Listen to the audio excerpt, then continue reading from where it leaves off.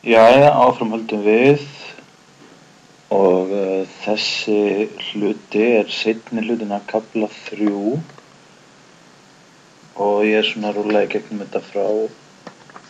í minni bók þetta blaðsíðu 70 en ég að byrja hérna sem stendur Central Nervous System and Fatigue.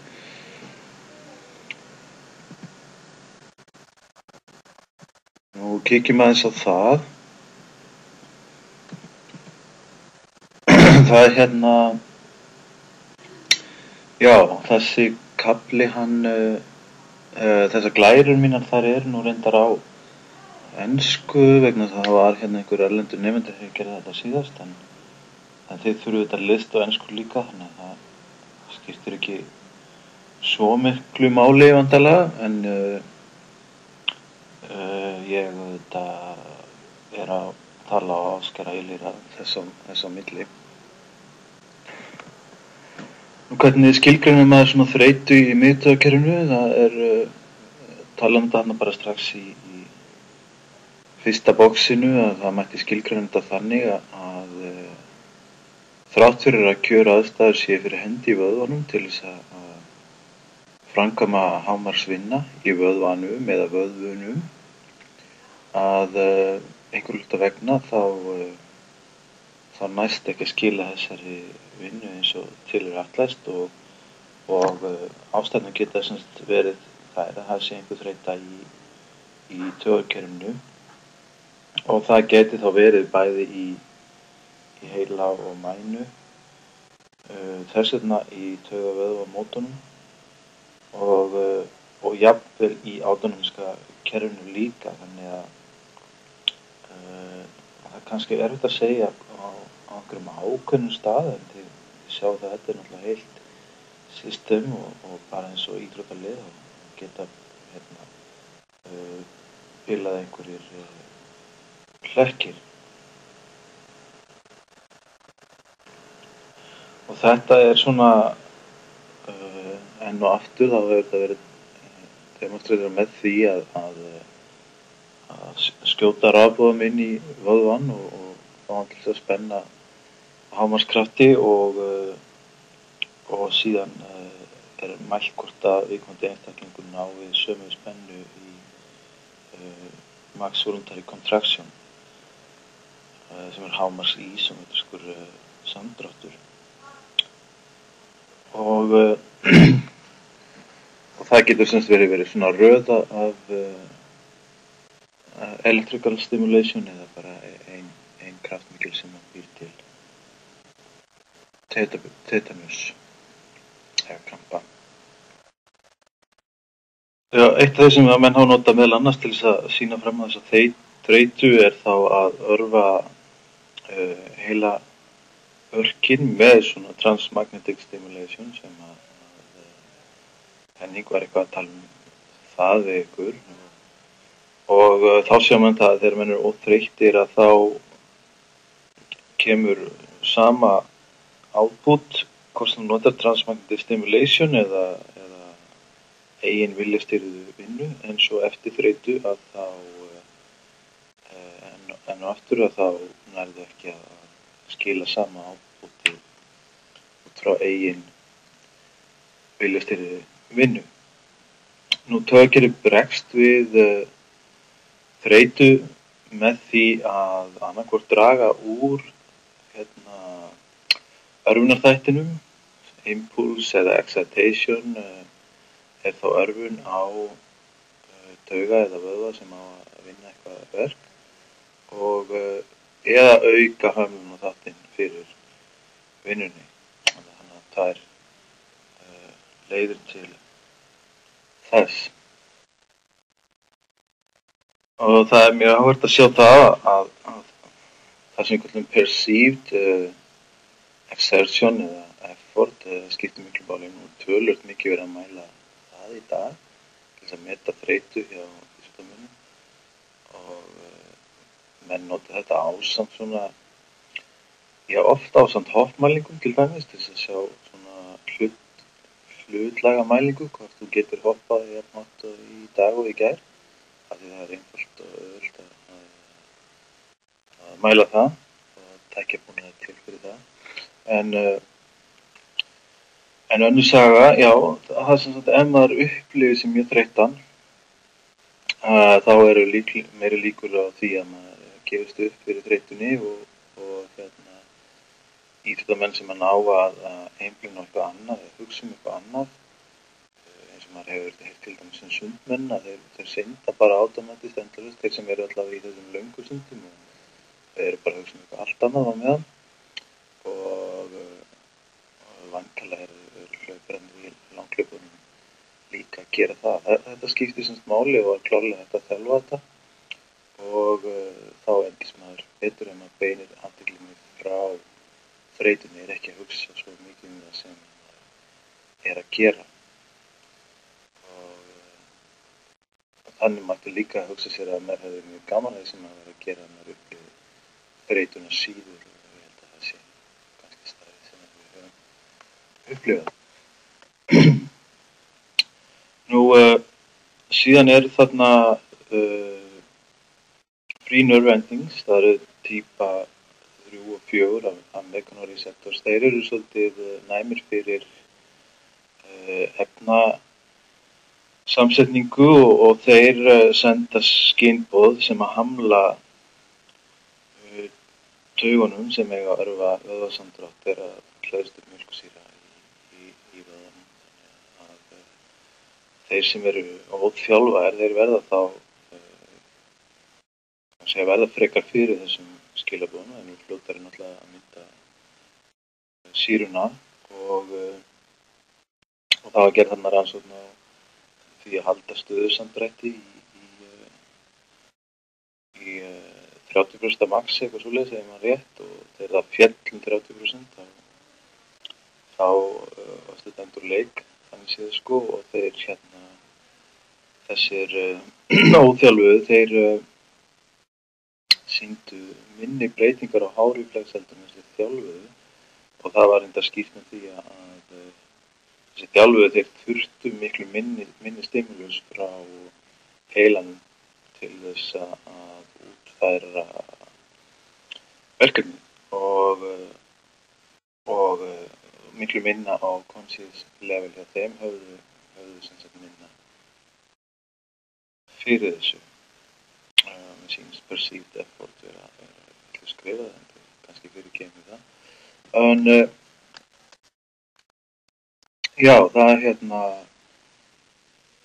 auðvitað skiptir máli að hafa meiri styrk og meiri forða að búa yfir ef maður á að vinna einhverju svona vinnu vegna þess að já, maður upplifir hreinlega þreytuna á allt annan hátt eða já, þetta kannski bara ekki mjög mikið áriðundir sem getur eitthvað þreyttur, sérstaklega þreyttur á þessu, þeir eru ekki bara eitthvað leiðir þá, það sem eru mjög þjálfaðir á móti hinum sem hafa ekki mikla þjálfun. Nú síðan að þetta motor unit rotation, við höfum nú aðeins talað um þetta áður og þarna voru þá menn að mæla, það var mjög lág mót það, eða lágt innan 10% held ég af max voluntary contraction og þetta halda í 3 tíma. Sæll myndi maður nenna þessu, en hvað gera menn ekki fyrir vísindi? Það eru einhverju nemar sem eins og þeir sem hafa látið gera þetta. En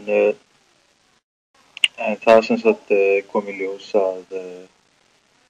eftir því sem að leið á álægið og þreytan fór að safnast upp að það sáu menn af breytingar á vöðvaritinu og þessir sem já, vinnan færðist sem sagt á milli vöðva frá sólius yfir á gastrók, medial gastrók eða lateral gastrók, hvað slíkt. Og ég var að segja ykkur frá þessu dæmi með fyrirleikarann sem var að skoða í gær og einaði var klárlega miklu einhverju hluta vegna gat stýrt tækninni sinni án þess að spenna allavega svona mikið og þar alveg var nú notað svona motor unit rotation til þess að lifa álæg.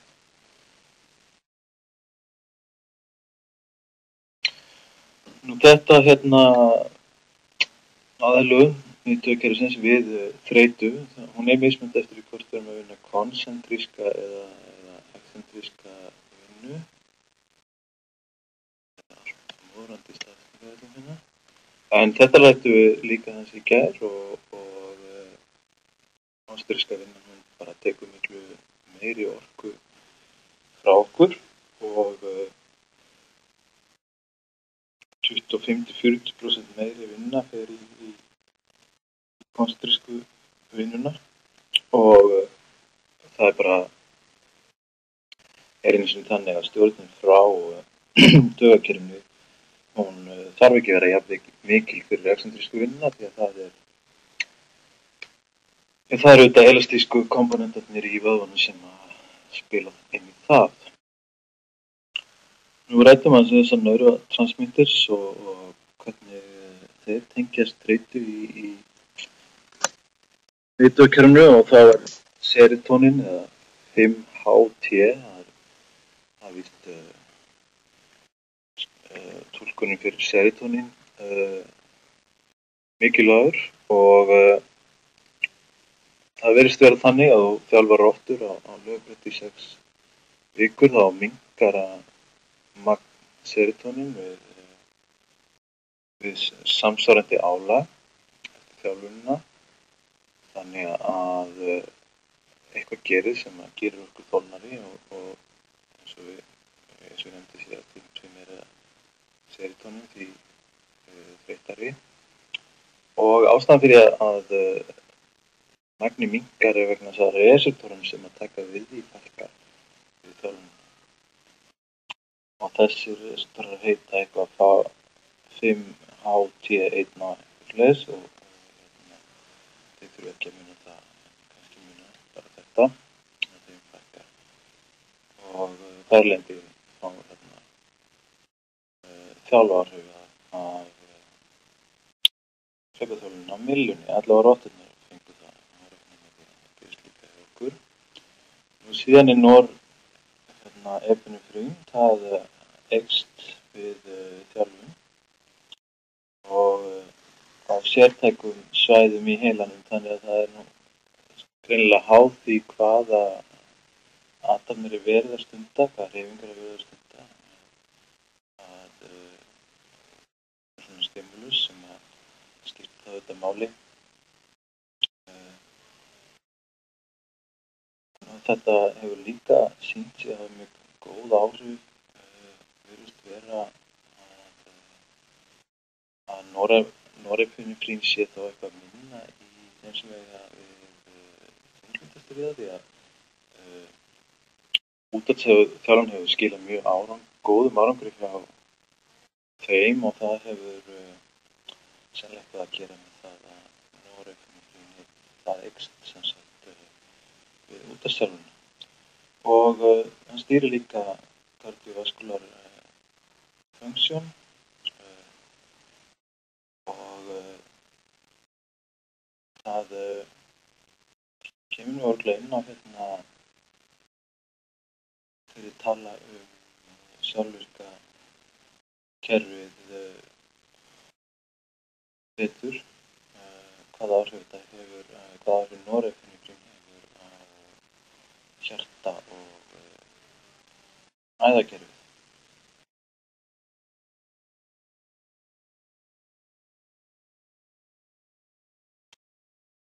Hvaða áhrif hafa svona æfingar á þjálfunina? Það hefur sýnt sig að ef við nefnum taugaskaða þá getum við komið töluvert mikið tilbaka og stundum ótrúlega mikið tilbaka frá því með mikill æfingum. Það virðist vera samt sem áður þannig að ef við ætlum að búa til svona einhver spínalmunstur, eitthvað hreyfinám sem er lært í mænunni þá getum við gert það og búið til svona automatiseringu en hins vegar ef við hættum að þjálfa það fyrir fljótt að hverfa aftur. Það hafa verið gerðast útýr og hermyndur hafi meira að vera að gera fyrir stúdíum eða þeir þarna í drámdæmi þar sem að þeir sýna fram á það að hreyfing bætir nám og nokkrar greinar hafa birst það líka hjá eldra fólki og hvernig hreyfing bætti minni. Það finnst mér töluvert áhugavert og ég hef svona verið að velta fyrir mér í doktorsnámi að stunda svona ákveðna togþjálfun á þeim sem að brjóstbandameiðslum og gera svona eins og Hafrún var að gera, að setja spurningalista á það og eftir hvernig það tengist. Nú, síðan þetta sem að ég var að tala líka í gær að faster signal transport in train og það er activity dependent, þá komum við inn á það að taugarnar sem eiga framkvæma vinnuna og sínapsar og allar þessar sellur og allt kerfið, þegar að hreyfingin verður meira og meira þjálfuð og meira átomatið, þá gerist þessi boð einfaldlega hraðar, þau ganga hraðar í gegnum taugakerfið, þau ganga hraðar í gegnum sínapsana og líka kannski það óþarfa vinna, hún eiginlega skorin burt og við getum séð það fyrir okkur ef við dugum bara aftur þetta þá einhverja dæmi að byrja að læra að hjóla þá erum við náttúrulega allt of mikil orku það í höfu og svo verður það automatist og þetta er það sem við erum að sjá í íþróttunum líka.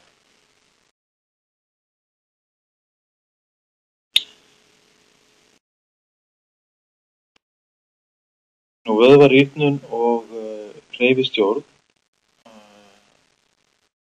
heilinn miðtaugakerfið mjög þessu geta breytt hreinlega aðferð, heilinn mjög góður í að reikna út hvað þarf mikið og hvert á outputið að vera og ef að sem sagt einhverjar frumur skila ekki vinnunni sinni einhverju út af vegna, meiðsla eða þá að við erum að eldast eða einhver starfsemi að tapast, hugsanlega vegna heilablæðingar eða eitthvað slíkt sem hefur meiri áhrif á forðabræði, þá kemur samt alltaf eitthvað svar við því, það er að segja það er uppfært kerfið og heilinni einfaldlega virkar einhverjar aðrar hreyfingar í verkefnið og ef einhverju vöðvi er dottinn alveg út kannski eins og gæti gerst í svona alvarlegu taugaskurði eða heilablæðingu, að þá reynir heilinn að finna bestu lausn með því að virkja þá einhverja synergista meira. Maður þjálfar þannig fólk öðruvísi, maður sætti sig við það sem er kallað kompensatóríska munstur hjá þeim, maður reynir að leita að besta kompensatóríska munsturinu en þeir sem að hafa í rauninu forðabúið sér í lægi að bara meiðst er hreinlega ekki að þjálfa rétt eins og við vorum að tala um í dag. Það vil maður einfaldlega reyna að laga og maður vil regulera það og endurkenna góður hreyfimunstur og skilvirk. Og hvernig sem sagt viðbrögð heilans eru þarna við vöðvarýrnuninni, þá getur hann bara aukið motor unit recruitment á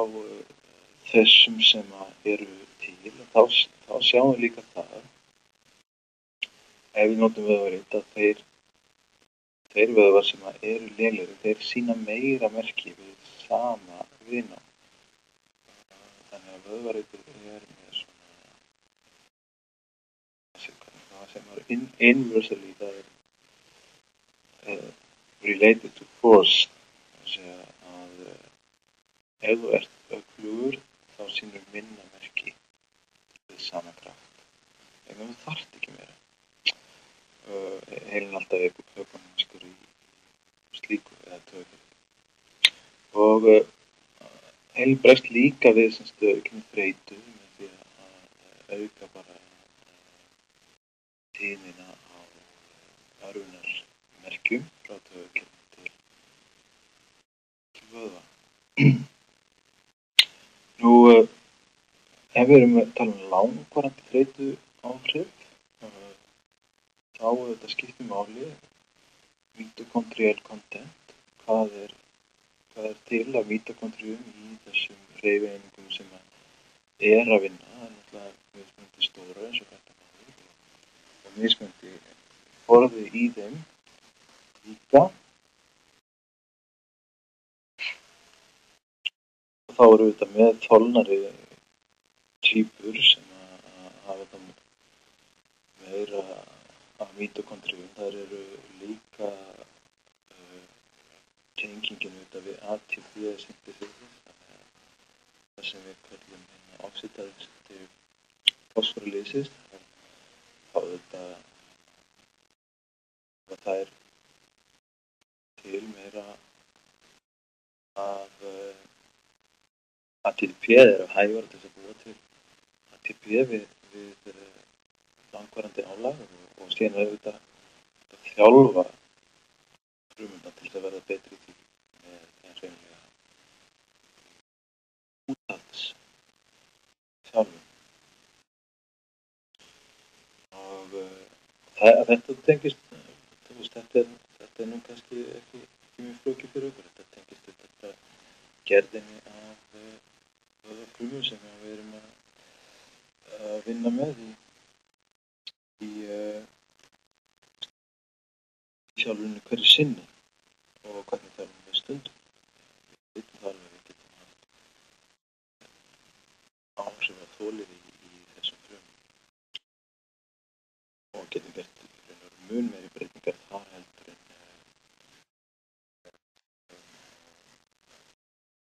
stelpuna.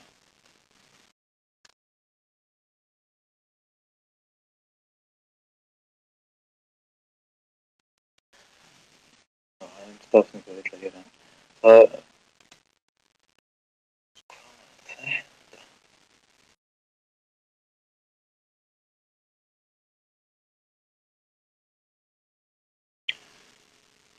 Já, ég var eitt í orklarni, þarna á baktakkanum, náðan aftur. En þarna er verið að tala um það að vöðvi, hann hefur þörf fyrir þessa ítugun sem er í gangi allan daginn, hann hefur þörf fyrir þetta áriti og vöðvi sem að lamast, hann fær líka örvun en á miklu minna magni og með tímanum þá rýrnar hann nema við bætum upp tapið þessar ítugun með einhvern aðferðum eins og til dæmis rafmagnstöð slíkri þjálfun.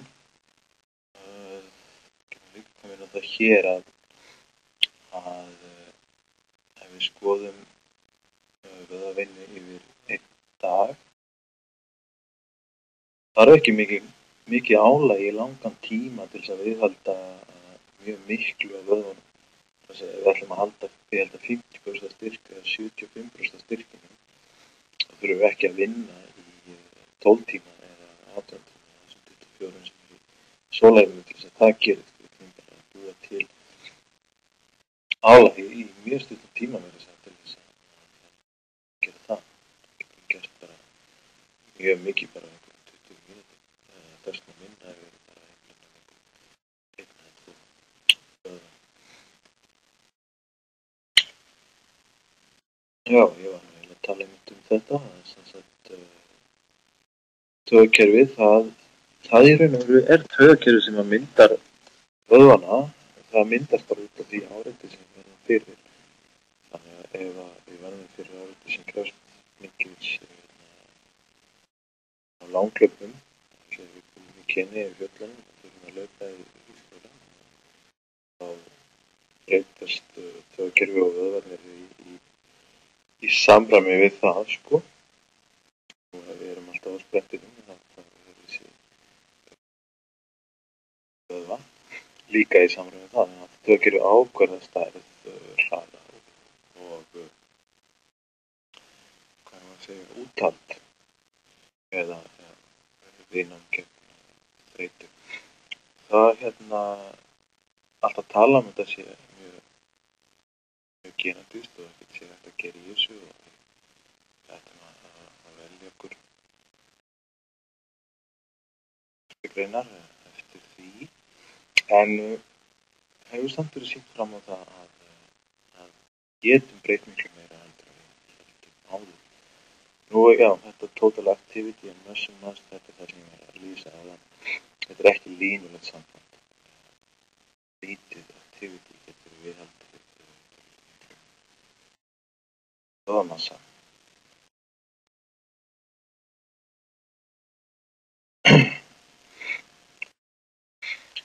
Já, plasticity of the nervous system, þetta finnst mér áhugavert. Þetta lýsir því hvernig taugakerfið þróast í gegnum árin í okkar lífi og það verða alltaf aðlögun og breytingar á taugakerfinu og það er talað að við séum erum að þróa eitthvað sem þá primary reporter, reporter einhvers konar talað að sé eiginlega forðabröð úr og við myndum svona einhverja taugabrjóti til þess að leysa athafnir, tökum þetta yfir á íþróttina sem okkur kannski eðlislega þá eins og við vorum að tala áðan að þarna það tækifæri til þess að kenna réttu hlutina eða losna við þessa óaskilju og síðan þetta kerfi bara alltaf uppfætt sem afleiðing af reynslu hvað virkar og hvað virkar ekki og hvað þurfum við að gera til þess að standa á skíðunum til að ná beginu eða skautum eitthvað slíkt eða þess að heitur stökkskoti og svo framvegis í körfunum þannig að það reynslan sem sagt gerir það að verkum að við bætum þessi hreyfimynstur smá saman og veljum eitthvað þýði af frumum til þess að framkvæma verkið og við myndum þá svona individual neural networks eða taugabrautir og þetta eru ekkert fáar frumur sem það að gera þess að við erum að tala 100.000 sem kannski að vinna saman sem eitt functional unit og heilin velur þá það sem kallar neuronal group selection sem að þessar þeirri koma úr dynamic system theory eins og ég var að tala í gær og kenningi þar sem þetta það verður alltaf uppfærsla á vöðvasýningin og þessi uppfærsla gerist við það áreiti sem við verðum fyrir í lífinu spatial temporal stimuli og það þá náttúrulega í þetta hvað þið að færa þessum krökkum til þess að leysa þið getur gert kannski vinna sem eins og oft með kennara þetta vanmetið það sem verið að reyna að gera þannig kannski undirbúa bara krakka eða íþróttamenn að vinna með það fyrir lífið en það sem að getur gerst að þessar neuronal groups það minnkaðar degenerate vegna þess að það þurfi ekki að vera fleiri til þess að klára verkefni við erum að tala þetta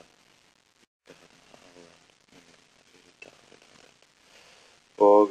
það líka sjálfur sér bara góður hlutur og mænan enn og aftur tala það mænan getur lært hreyfimynstur sérstaklega þetta hreyfimynstur sem endurtekin aftur og aftur og þá býr hún til þetta kerfi býr það til neuronal group selection sem vinnust að klára sig af þessu verkefni.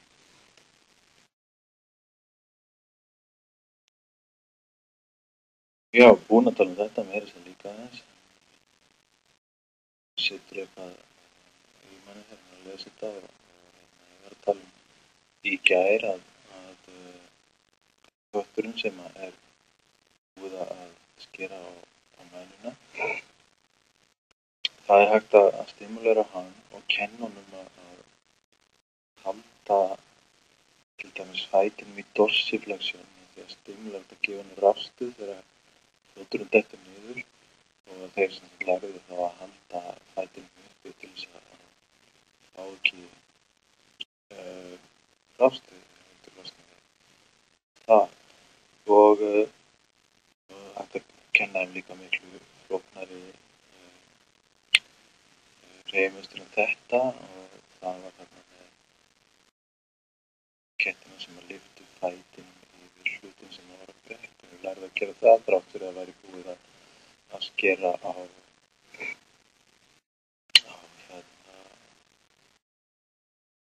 menn, skera tengslan við heilan og þau geymast á þessi hreyfimynstur þegar sporið er á heilan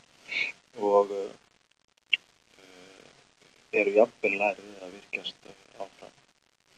En flestar þessar rannsóknir eru gerðar á mænur sem er þá búið að veita afverka. Annarkvort hefur það verið gert í rannsókninni á dýrum eða þá að segja einstaklega sem taka þáttir rannsókninni að lenda í einhverjum menneska eða fugl. En ekki byggjur rannsóknin á heilbrigðum en telji þó að þetta sé klárlega í heilbrigðum líka kannski bara erfitt að rannsaka þetta. En það er sem sagt ef við hugsum leiðina frá mótokortex í heila og niður í útlimi sem er að vinna einhverja vinnu þá er fullt af sínupsum þar á leiðinni og það tala að við séum með svona synaptic plasticity í taugakerfinu, það er að segja það verða þarna innri breytingar sem bæta getu kerfisins intrinsic improvements of the system til þess að framkvæma athöfnina og þetta er til dæmis sýnt fram á með því að mæla sem þetta gera viðtakanir fyrir svæði sem tekur við neurotransmitters í sínapsunum það stækkar töluvert mikið þannig að við þjálfum þannig að þá komast og er hraðar í gegn.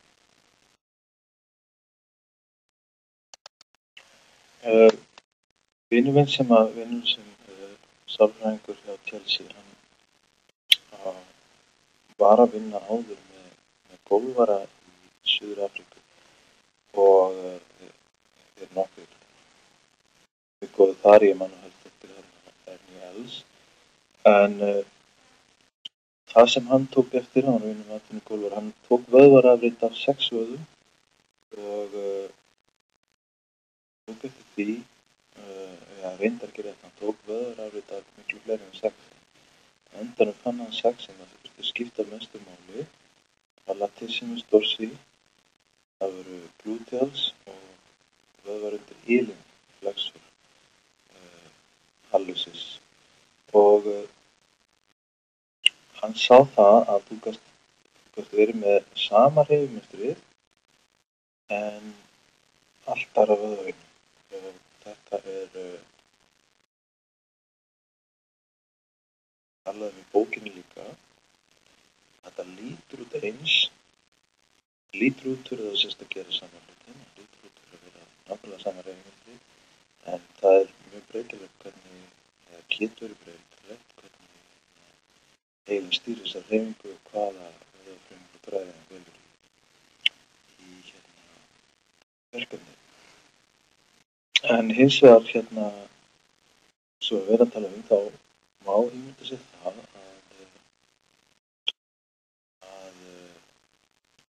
að séu svona alltaf einhverjir ákveðnir þættir sem eru í gangi til dæmis í skotinu í körfuboltanum við náttúrulega í leik þá erum við kannski aldrei að gera þetta sömu aðstæður ég núna að þarf eitt sem að meittist hann í landslið Katar, hann heimsmeistari í körfubolta, virkjamannabolta, það er mér líka ótrúlega ánægður með sig hann var getur í körfu hann hitt rosalega vel þegar enginn er nálægt honum að segja það og það vitum við þetta líka það er þessi breytileiki þú ert ekki alltaf í sömu stöðum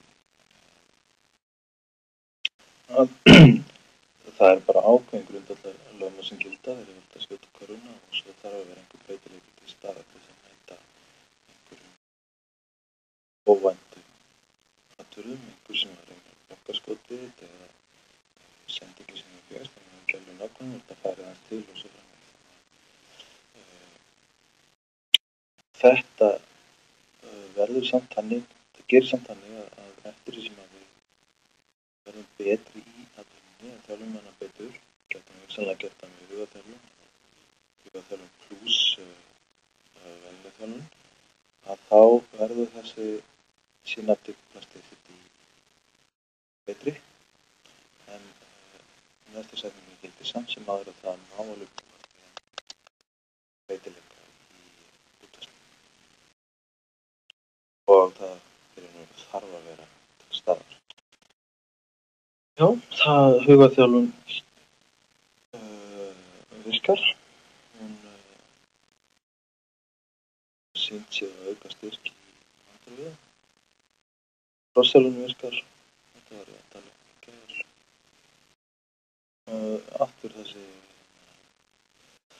synapsaðlögun og taugabrautir sem að setjast af hreyfinguna og ekki stækkun á vöðvum sem vantarlega gerist eitthvað annað við hugarþjálfun, við sjáum ekki vöðvana stækka.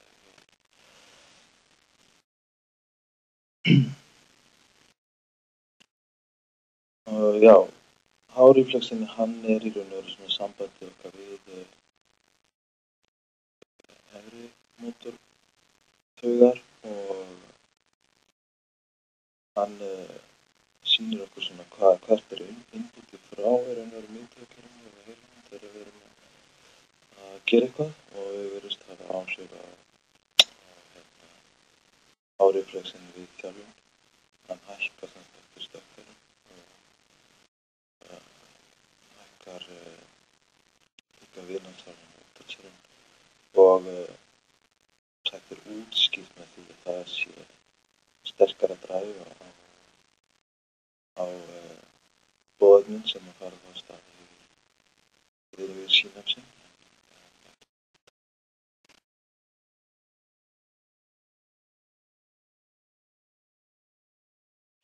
Og þið sjáum hvernig það virkar í göngunni, hann sem sagt stækkar þarna þegar við erum að spyrna í og síðan lækkar hann aftur þegar við seinni hluta stöðunar, þannig að hann svona kemur líka hann alltaf ekonomiskur, þannig að hann kemur inn þegar hann þarf að koma inn. Þetta er svo mikið,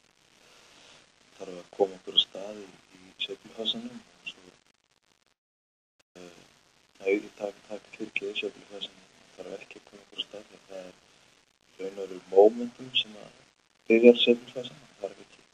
mikla vöðvunni til að byrja sveiflufasan en hann þarf hins vegar að koma til að endum til þess að stýra.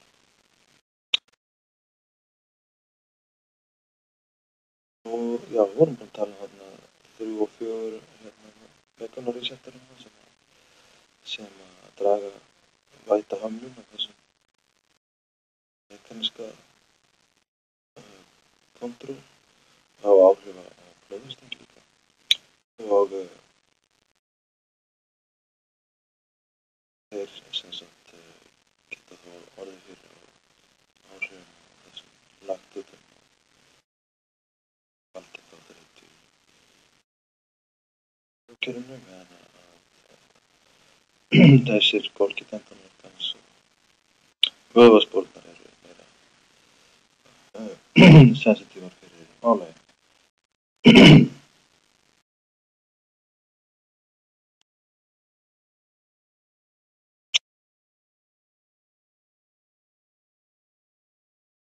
Það eru til tæknir til að mæla hvað gerist í heilunum við æfingar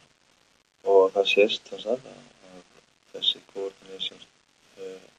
center í heilanum, þau taka upp meira efni, það er raun og veru mælt flæðið í heilanum í þessum dynamic segulómskoðunum eða og eins í það sem kallað er PET sem Position Emission Tomography. Það einfaldlega þannig að það komið glúkós eða einhverjum efnum inn í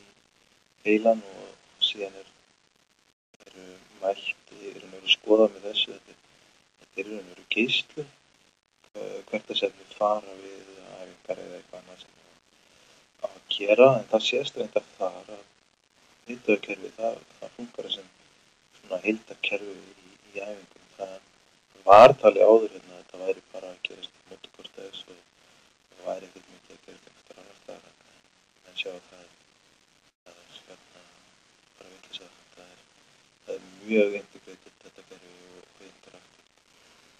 og auðvitað hljóð og sjónkerfin að vinna á fullu þegar við erum að gera og að hugsa vel það í þjálfun að vera alltaf með svona aðra stimuleringu heldur en bara hreyfinguna sjálfa sem á að vinna með. Ég veit ekki hvernig ég gerir þetta í frjálsum, hvernig ég verði að reyna að upplifa stemminguna sem á vellinu þegar það áhundur. Það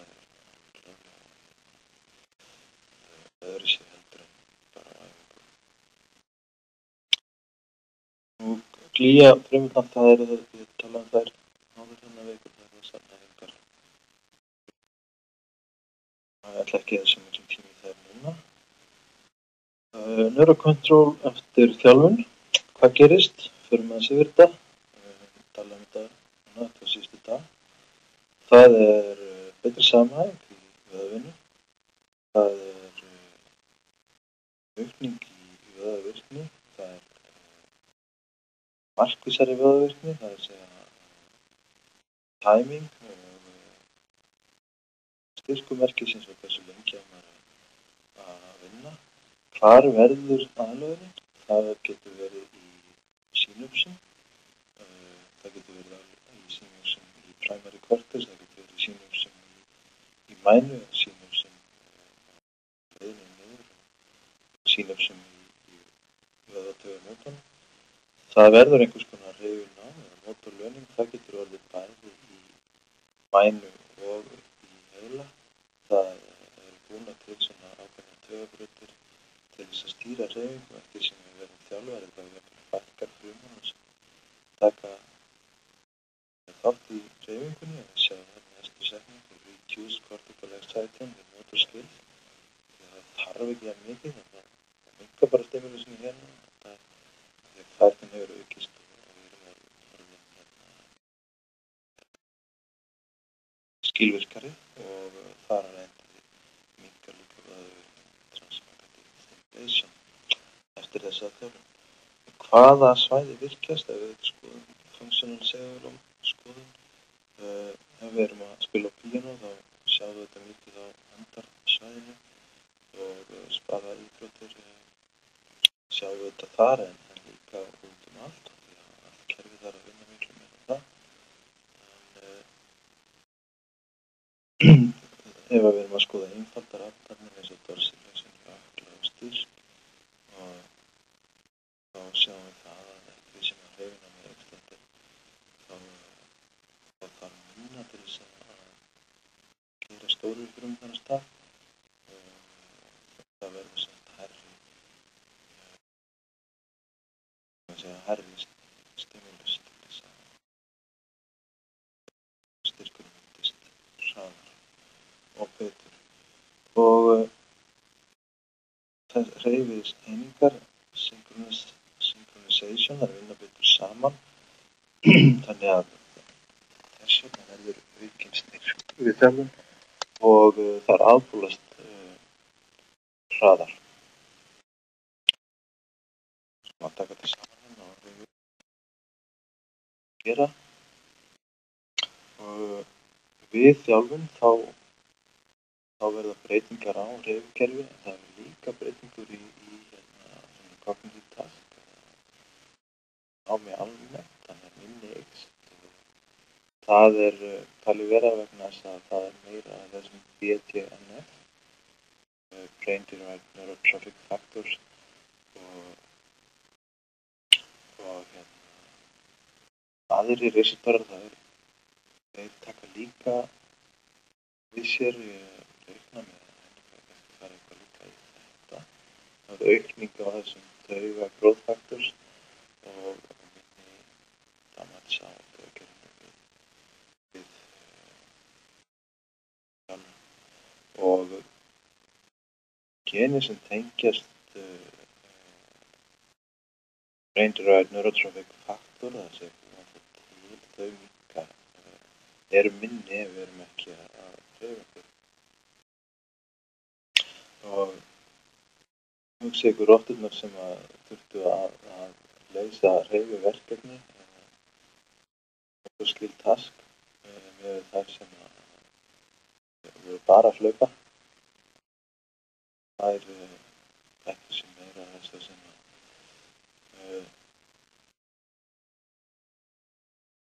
leysa einhverja hreyfilausnir með að hlaupa. Þannig að ég segi bara haha, ég sagði ykkur þetta,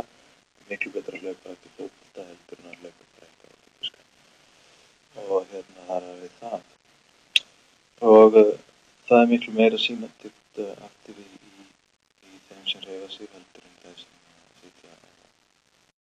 stólnum sínum og horfa á sjónvarpið. Og það eru líka breytingar í hægni, þetta er ekki bara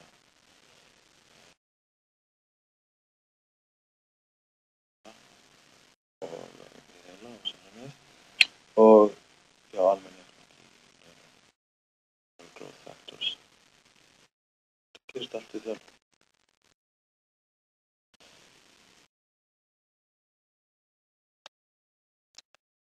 Og hvernig breytist taugahreyfifruman bæði í stærð eða sem sagt metabólísk áreiti, getum við sagt. Þetta er íslenska nýttöfna. En það virðist ekki vera mikið breyting á stærðinni við functional overload eða raförun, en einhver breyting verður við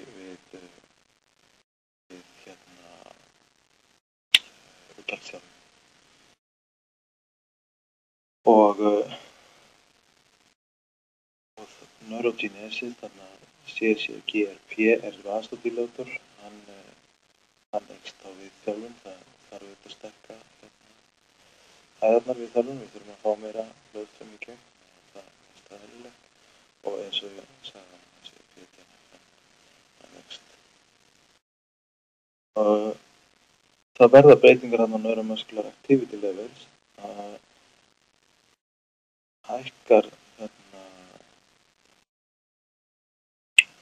membrane potential og rheobasin hann hækkar og þannig er hér, þannig að þær virkjast á fyrr og hraða í sjálfan. Gerist hraðar samdrátturinn og þetta var ég líka að tala í gær að þessi endurbólun hún gerist þess að hraðar þannig enn og aftur ótrúlega mikil áhrif sem var hægt að hafa á taugakerfið og á taugavöðvamótunum það verður einhverju aukning á neurotransmitter, það er ekki ofboðslega mikið en það verður hins vegar aukning á reseptorunum eins og við varum að tala sem að taka svæði sem að tekur við reseptorunum, hann stækkar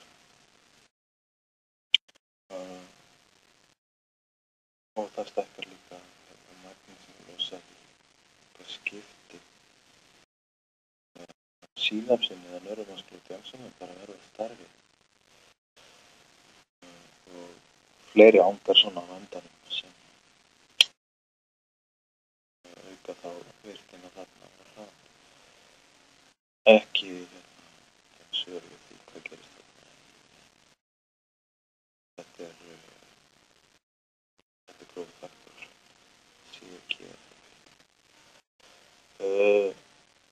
Já, transmagnetic stimulation, ég er búinn að tala um það heilum mikið hérna. Ég veit að Henning fór eitthvað í það líka, alltaf ekkert að vera að tala um það sérstaklega hérna. En það hefur virkað mjög vel á hluti og verki, allavega sjörtum. Og svona byrja að skoða áhrif í endræðingu, en ekki hefur verið mikið skoðað, en nýtt í svona rannsóknir eins og erum við að tala um hérna í þessari bók þegar erum við að meta áhrif og þreytu í taugakerfinu. Það er greinilega mjög gott að nota transmagnetic stimulation og ég sé það líka fyrir mér að það sé mjög gott í þessum taugasjúkdómum og einfalt til þess að sjá, þetta nota til þess að sjá hvað er í gangi, hvað virkar ekki. Já, ég hljóp þarna yfir fyrir klæruna það, en það er sem sagt segulsvið sem er myndað sem er áhrif á heilann. Ég er búinn að prófa þetta, þetta er eitthvað fyndið að gera þetta. Þetta er svona einhver straumur á hérna höfuðkúpuna, ekkert vont en eitt svoleiðis og svo byrjar bara handleggurinn að kippast. Og það verður þá depolarization á þessum frumum þarna í motor cortex og flæði að boðspennu. Ég var allavega ekki fyrir einu svona seizure en það var auðvitað smá hávaði en það var ekki verið að þetta neitt sérstaklega það. Þar höfum það, þessi fyrirlestur búinn að vera bara þokkalega langur á fáum glærum og ég sem er bara okkur því að skipta þeim alltaf en þið getur þetta bara ítt að ásögandi að þið fatta það einhvern tímann á leiðinni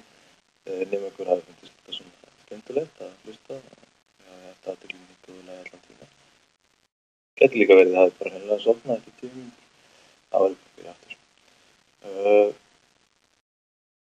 Kem síðan með fyrirlestur